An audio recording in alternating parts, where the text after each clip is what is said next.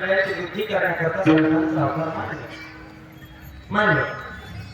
मग हे कसं करता वाढवायचं?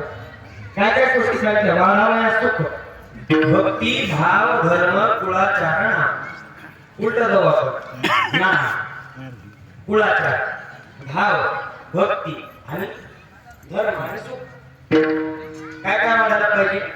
एक धर्म भक्ती भाव हे तुम्हाला एका कक्षेत मांडता येतं का पाहत होतं?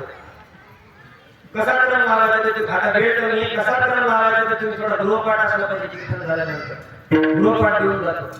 भक्ती भाव धर्म कुळाचार विठोबाचं नाम असं लावा किंवा अगोदर भाव मग भक्ती मग धर्म मग कुळाचार मग विठोबाचं नाम असं लावा किंवा विठोबाचं नाम भाव कसा क्रम लावायचा ते लावा.